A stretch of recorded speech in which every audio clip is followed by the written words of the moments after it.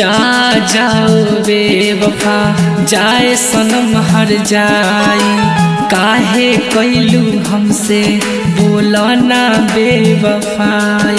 प्यार कह के तोहरा से हम कैनी जिंदगी बेकार, अब याद में तोहरा जान हो कर पीले हम दिन रात। अब याद में तोहरा जान हो कर पीले हम दिन रात। जा जाओ बेवफा जाए सनम हर जाई, काहे कैलू हमसे बोला ना बेवफाई। प्यार कह के तोहरा से हम कैनी जिंदगी बेकार, अब याद में तोहरा जान हो कर पीले हम दिन रात। अब याद में तोहरा जान हो कर पीले हम दिन रात।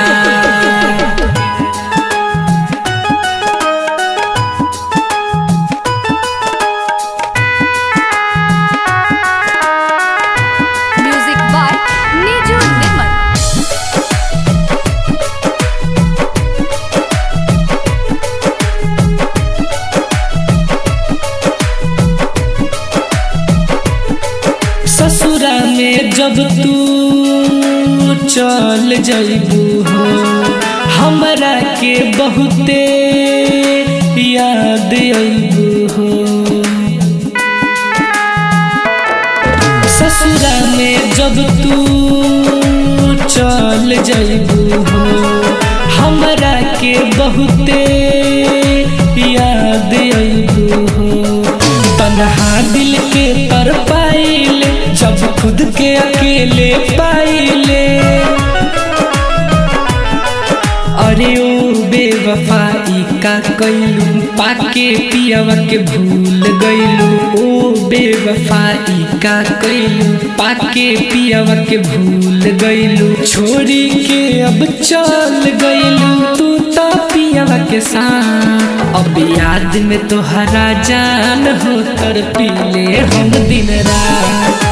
अब याद में तोहरा जान हो कर पीले हम दिन रात।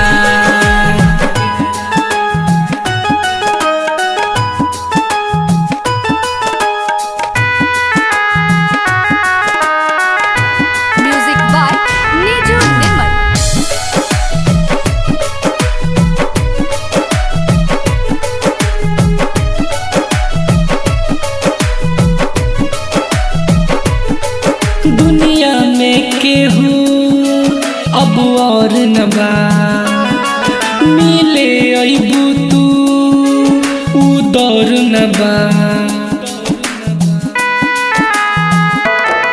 दुनिया में केहू अब और न बा, मिले अइबू तू उ दौर न बा।